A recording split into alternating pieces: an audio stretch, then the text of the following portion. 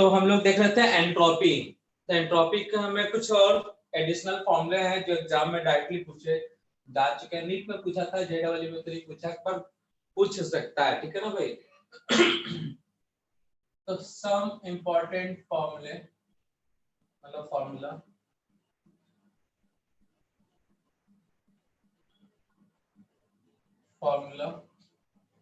Of delta S. First, in reversible isothermal process,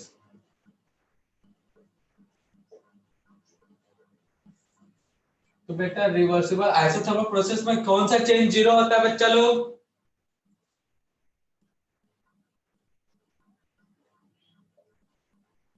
delta T, यही होता है ना जीरो। रिवर्सिबल प्रोसेस मतलब आइसोथर्मल प्रोसेस और डेल्टा डेल्टा यू क्या होता है? जीरो। अब हमको मालूम है बच्चा लोग एंट्रोपी इक्वल टू क्या होता है। अच्छा ये बोल दिया जीरो, मतलब डेल्टा क्यों, या फिर क्यों कर लो ऐसे, delta U plus W E हो गया जीरो, तो डेल्टा क्यू, या फिर क्यू भी ले सकते हो भाई, हटा लो ऐसे क्यू, क्या होगा भाई डब्ल्यू में लगा ही लेते हैं। स्टेट फंक्शन है, डब्ल्यू का फॉर्मूला क्या होता है?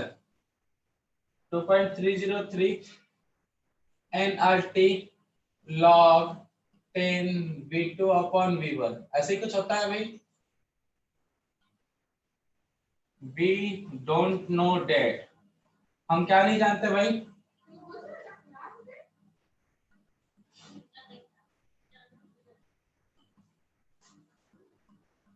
जो एंट्रोपी होता है वो delta Q reversible upon T. Isothermal process में delta Q equal to W, तो डब्ल्यू का फॉर्मूला क्या है? 2.303 nRT log 10 v2 upon v1, T cancel. तो 2.303 nR log 10 v2 upon v1 delta S. अच्छा एक प्रेशर का भी फॉर्मूला, अगर आइसोथर्मल प्रोसेस है, कौन सा भैया? आइसोथर्मल, मतलब बॉयल्स लॉ यूज होगा, P1 upon P2 equal to V2 upon V1। Isothermal process में एक और फॉर्मूला क्या होता है? 2.303 nR log P1 upon P2। तो ये एक फॉर्मूला है जो नीट में पूछा गया था, तो जो ही नहीं है वहां पूछा तो यहाँ नहीं पूछेगा, पूछ सकता है भाई। तो आइसोथर्मल प्रोसेस में फॉर्मूला है, नोट डाउन करो जल्दी।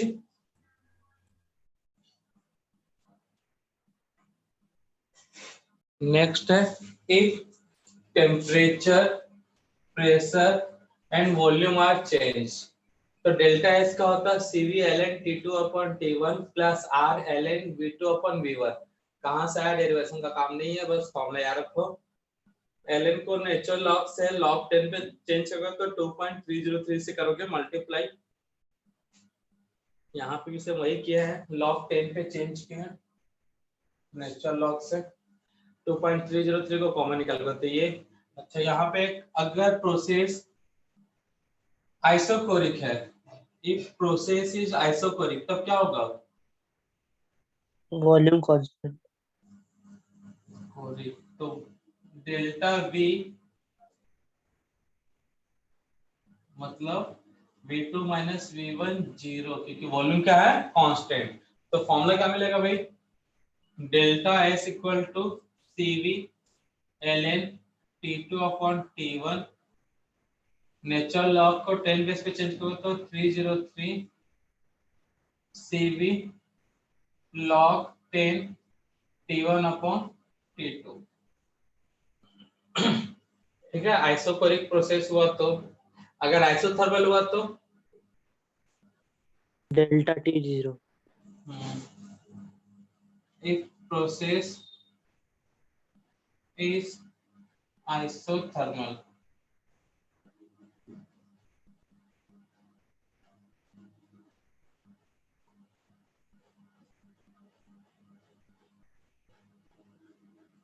क्या होगा R ln V2/V1 2.303 R ln नहीं हो जाएगा log 10 हो जाएगा।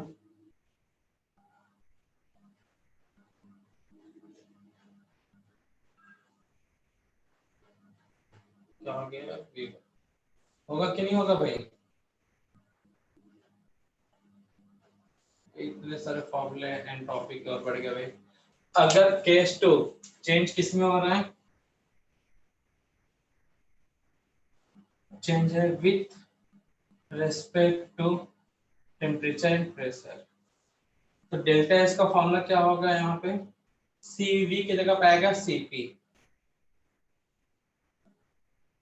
ठीक है, प्लस R ln V की जगह पे आएगा प्रेशर P, ये V2 है तो ऊपर क्या होगा P1/P2 बॉयल्स लॉ यूज होगा, या इसी को सिंपलीफाई करके लिखोगे तो इस फॉर्म में 2.303 CP दैट ये लिख रहा हूं मैं log T2/T1 plus R log 10 P1/P2, ये एक फॉर्मूला बन जाएगा भाई। अगर ये आइसोबैरिक प्रोसेस हुआ तब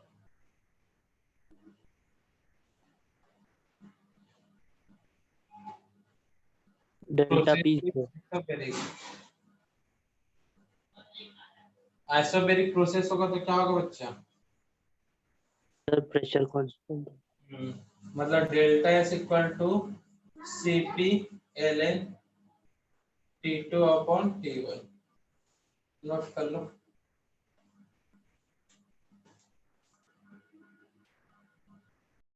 log 10 होगा ना CP log 10 T2/T1, कर लेना करेक्शन सब कोई।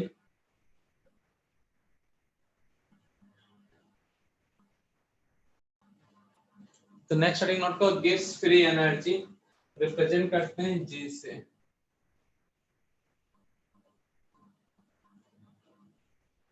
है ना, तो स्टेट फंक्शन है इसलिए यहाँ पे चेंज का डिस्कशन करेंगे।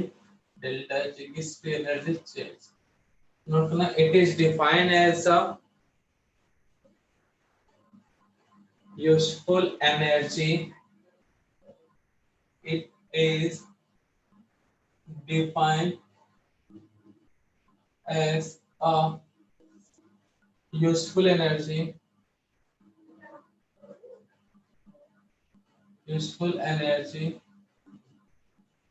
for the system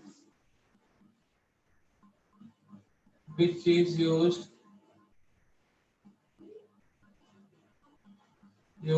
for useful work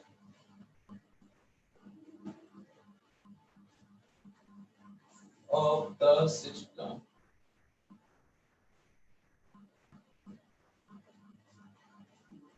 Useful work of the system.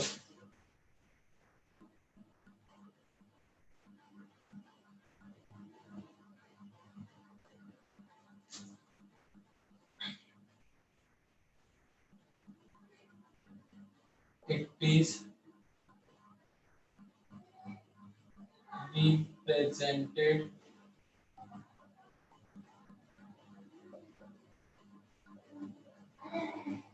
by delta G। तो एक तरह से सेविंग बोल सकते हैं, जैसे हम लोग फ्यूचर के लिए कुछ सेविंग रखते हैं भाई, घरों में करते हैं कि अचानक से कुछ परिस्थितियां बेकार हो जाए, अनवांटेड कंडीशन आ जाए तो उसमें वो सेविंग काम आए, जैसे कोविड वाले पीरियड में। तो वैसा ही हर एक रिएक्शन के पास एक स्पेसिफिक अमाउंट का एनर्जी होता है जो उस रिएक्शन के इंपॉर्टेंट वर्क के लिए ही वो बचा के रखता है वो रिएक्टेंट, ठीक है ना। तो उसी इंपॉर्टेंट अमाउंट ऑफ एनर्जी को ही बोला जाता है गिव्स फ्री एनर्जी, ठीक है ना। Calculation of gives free energy के कुछ फॉर्मूला है भाई। Calculation of gives free energy.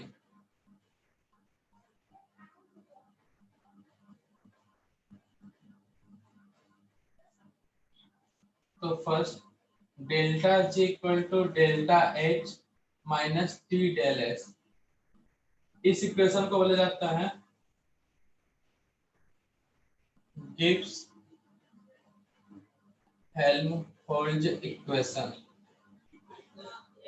Second, ये आपका थर्मोडायनेमिक्स का पार्ट है इक्वेशन। सेकेंड है आपका जो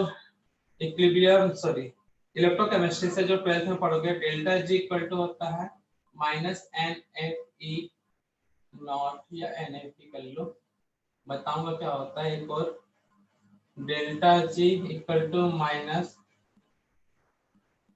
एन एफ ई से, ये आप 12th में पढ़ोगे इलेक्ट्रोकेमिस्ट्री में,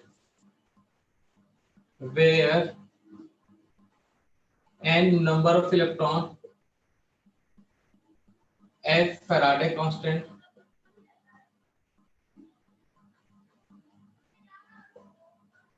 e electrode potential,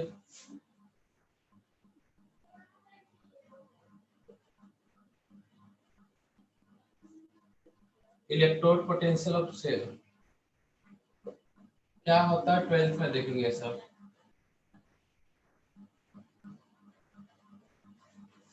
Faraday constant का वैल्यू फिक्स होता है 96500 कूलम, याद रखना काम आएगा। Third, delta G equal to minus R T L N K equilibrium, ये नेक्स्ट चैप्टर इक्विलिब्रियम में ये इक्वेशन यूज होगा कहीं कहीं पर, आर टी लॉग 10 के इक्विलिब्रियम, इक्विलिब्रियम चैप्टर में ये इक्वेशन यूज होगा। तो नोट कर लिए, कुछ फॉर्मूले हैं गैस फ्री एनर्जी कैलकुलेट करने के लिए। अब गैस फ्री एनर्जी से एक रिएक्शन के बारे में ये भी इंफॉर्मेशन होता है, वो रिएक्शन कब होगा या कब नहीं होगा, ठीक है ना बच्चा। खुद ब खुद कब होगा या किसी के हेल्प से कब होगा, ये भी बता सकते हो। फिलहाल वो बाद में देखेंगे, पहले यहाँ तक नोट करो। यहाँ पे थोड़ा सा बच्चा ये नॉट है ना, अगर इसको नॉट लगाओ तो यहाँ पे भी नॉट आएगा स्टैंडर्ड कंडीशन में, ठीक है ना भाई। ये सब क्या है स्टैंडर्ड कंडीशन में, तो ये 12th में पढ़ोगे, ये 11th में यूज होने वाला है नेक्स्ट चैप्टर इक्विलिब्रियम में, तो नोट कर लिए इसको। सर नेक्स्ट चैप्टर अपन इक्विलिब्रियम चालू करेंगे। हाँ वही तो बच्चा फिजिकल में लास्ट चैप्टर, फिर उसके बाद तो फिजिकल केमिस्ट्री कंप्लीट आपका। इनऑर्गेनिक पढ़ेंगे जल्दी जल्दी से खत्म इस हफ्ते में, फिर उसके बाद ऑर्गेनिक, मतलब अभी लगेगा अप्रैल एंड में स्टार्ट होगा ऑर्गेनिक, और अप्रैल एंड से स्टार्ट होगा, खत्म कब होगा भाई, अप्रैल मई में, मई मिड में।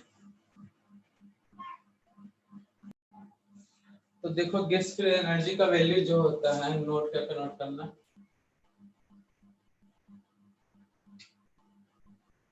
तो जो डेल्टा जी वैल्यू है,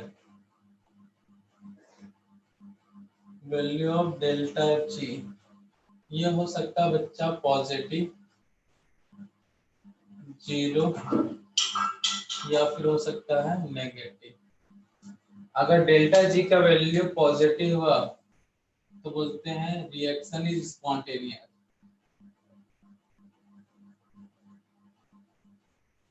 स्पॉन्टेनियस का मतलब है रिएक्शन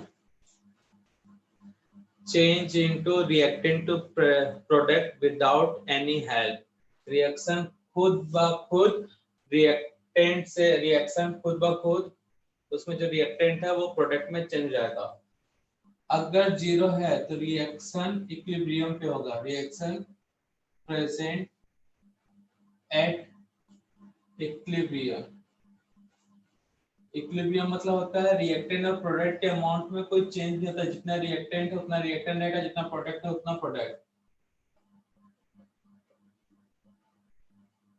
तो बोल सकते हैं नो चेंज इन कंसंट्रेशन या फिर amount of reactant and product, इनके अमाउंट में कोई चेंज नहीं होगा इन द रिएक्शन। और डेल्टा जी हुआ नेगेटिव, तो रिएक्शन इज स्पॉन्टेनियस। तो रिएक्शन स्पॉन्टेनियस है, मतलब डेल्टा जी होगा नेगेटिव। तो अब देख लेते हैं criteria for spontaneous nature.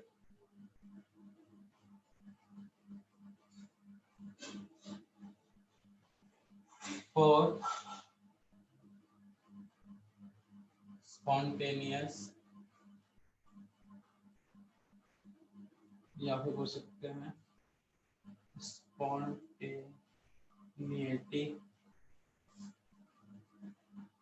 of chemical reaction।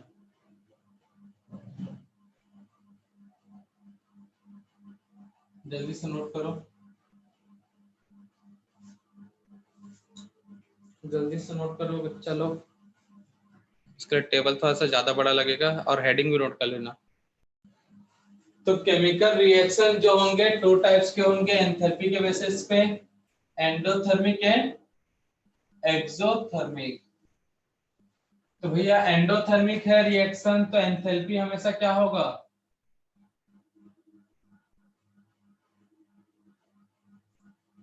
Reaction endothermic है तो एंथैल्पी हमेशा क्या होगा बच्चा लोग, बताते नहीं तुम लोग। Positive positive positive positive. Entropy positive ले लेते हैं 2 बार, 1 बार नेगेटिव। तो इसका वैल्यू बताओ, delta H minus T del S negative आएगा या पॉजिटिव? पॉजिटिव। नेगेटिव। कंडीशन दे रहा हूं मैं, एक हाई टेम्परेचर, एक low temperature.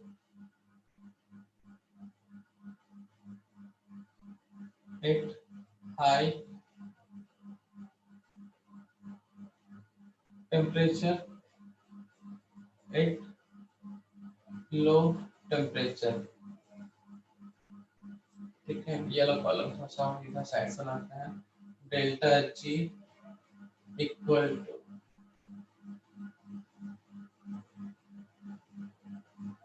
Delta G equal to del H minus T del S.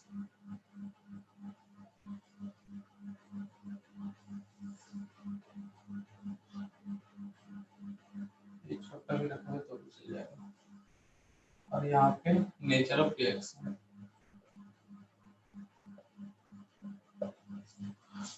तो भैया यहाँ पे डेल्टा जी जो है, डेल्टा एच किसमें है, पॉजिटिव में है, minus T del S, del S किसमें पॉजिटिव में है, delta H minus T del S. तो ये वैल्यू पॉजिटिव आएगा या नेगेटिव आएगा बताओ? टी अगर कम है, माने ये पूरा वैल्यू कम है, लो है, तो साइन किसका लगेगा, पॉजिटिव का लगेगा, लगेगा कि नहीं लगेगा?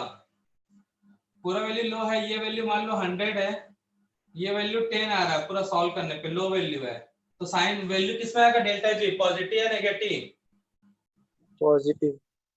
पॉजिटिव, तो डेल्टा जी नेगेटिव। अब मैं बोल रहा हूँ टी हाई है, तो टी हाई होने से क्या होगा भाई, सपोज ये वैल्यू 100 था तो शायद ये वैल्यू क्या हो जाएगा, टेम्परेचर हाई है, तो ये वैल्यू कितना हो गया 1000। तो माइनस करने पे नेगेटिव आएगा या पॉजिटिव आएगा, नेगेटिव। नेगेटिव। तो ये वाला केस हो गया क्लियर। अब सेकंड वाला देखते हैं भाई। सर आपने उल्टा किया शायद से, उल्टा हाई क्या, टेम्परेचर और लो टेम्परेचर। सही है। High temperature low temperature, high temperature, अच्छा यहाँ बोल रहे हो, ठीक है।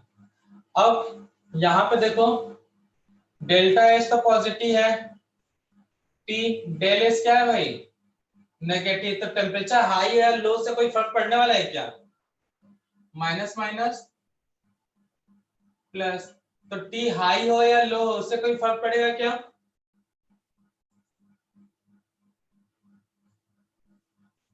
दस प्लस टी का वैल्यू जो भी है, हाई है या लो है, ये पूरा वैल्यू पॉजिटिव है ना, ये पूरा वैल्यू क्या है? पॉजिटिव। तो प्लस प्लस इंटू करोगे, सॉरी ऐड करोगे तो आंसर भी किसमें आएगा? प्लस में आएगा। वही बोलो, तो इतना सिंपल सा मैथ तो आता है ना। प्लस अगर हाई है, प्लस हाई है तो वैल्यू भी हमेशा प्लस में आएगा। अगर प्लस हाई है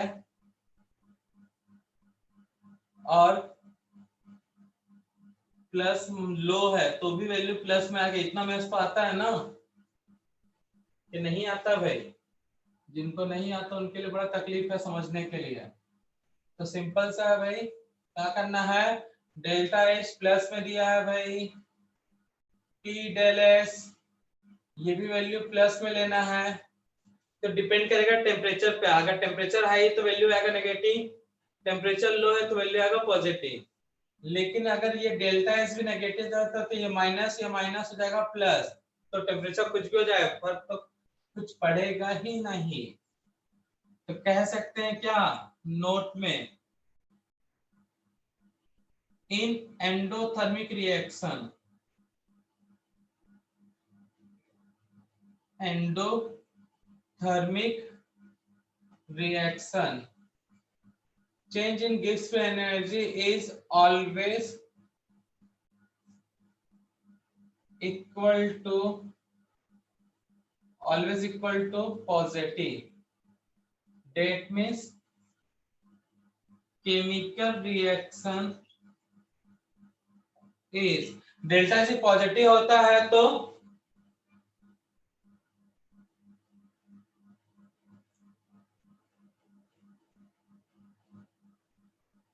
बोलो, या फिर ऐसे in endothermic reaction delta is always positive when entropy change delta S increases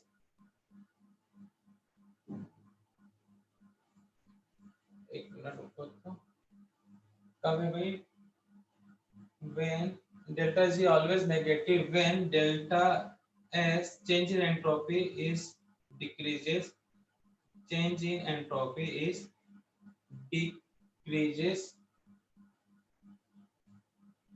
change in entropy short में से कर लेते हैं decreases, नेगेटिव है ना भाई, at any condition of temperature. That means reaction is always non spontaneous. तो endothermic reaction है, डेल्टा एच अगर गिब्स फ्री एनर्जी हमेशा क्या आएगा? पॉजिटिव। लेकिन कब? व्हेन एंट्रोपी चेंज क्या होना चाहिए? नेगेटिव। उस समय टेम्परेचर हाई हो या फिर लो उससे कोई फर्क नहीं पड़ता। एंट्रोपी चेंज नेगेटिव है और प्रोसेस एंडोथर्मिक है तो रिएक्शन हमेशा नॉन स्पॉन्टेनियस होगा। मतलब वो रिएक्शन कभी भी खुद से कंप्लीट नहीं होगा, उसको हमेशा बाहर से एक्सटर्नल हीट का रिक्वायरमेंट होगा ही, मतलब होगा। अब सेकंड चीज है भाई, रिएक्शन है exothermic. Sir nature of reaction non spontaneous आएगा ना? हाँ non spontaneous, negative negative negative, real condition positive positive, temperature high temperature low, negative temperature high negative temperature low. तो बताओ डेल्टा जी यहाँ पे क्या होगा? वो ये केस में delta G equal to delta H minus T del S, delta H negative minus T del S positive,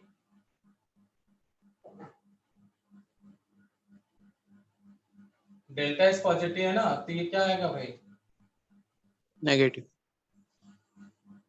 तो delta H minus T del S negative. तो नेगेटिव नेगेटिव जब भी एट तो होगा ही भाई, लेकिन साइन हमेशा कौन सा रहेगा, टेम्परेचर चाहे लो या हाई हमेशा क्या रहेगा, नेगेटिव। तो ऐसा कह सकते हो in exothermic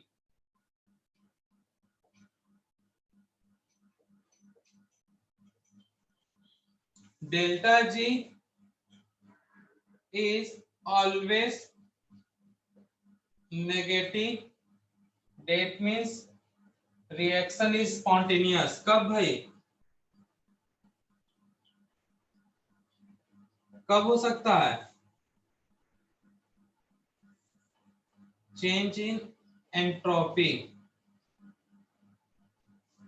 change in entropy positive at any condition of temperature, at any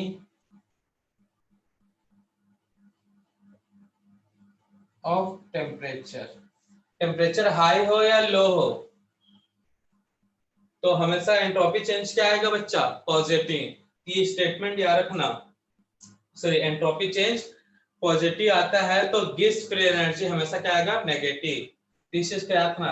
next वाले बताओ, ये नेगेटिव है भाई, ये भी नेगेटिव, तो ये क्या हो जाएगा, डेल्टा एच पॉजिटिव है, ये माइनस है, तो ये क्या हो जाएगा, माइनस माइनस प्लस। तो टी डेल एस का वैल्यू हाई हुआ, ये टी डेल एस का वैल्यू क्या हुआ, हाई। तो हाई कब होगा, जब टेम्परेचर हाई होगा, तो साइन क्या आएगा, पॉजिटिव। नहीं तो अगर लो हुआ, टेम्परेचर लो हुआ तो नेगेटिव। क्लियर है।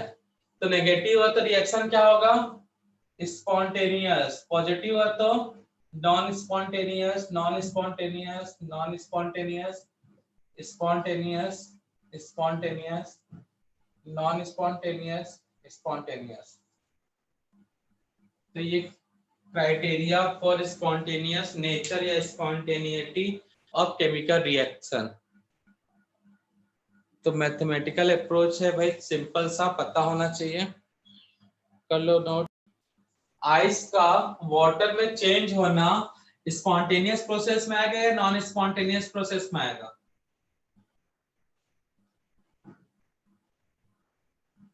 बोलो।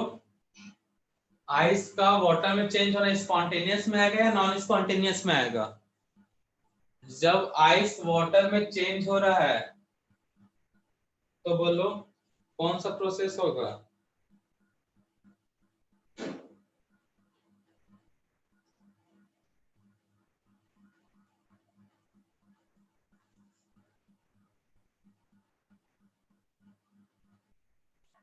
स्पॉन्टेनियस ना भाई।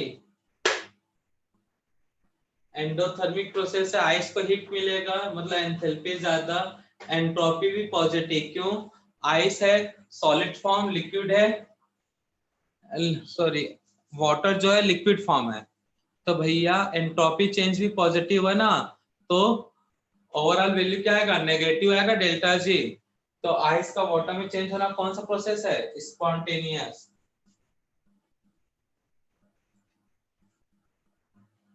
इस चीजों को याद रखना भैया। नेचर में जितने भी रिएक्शन होते हैं, केमिकल रिएक्शन, सभी स्पॉन्टेनियस होते हैं क्योंकि उनमें एक्सोथर्मिक प्रोसेस होता है और एंट्रोपी बढ़ता है। तो नोट कर लो भाई, ठीक है बेटा। ये thank you chapter sir, bye sir.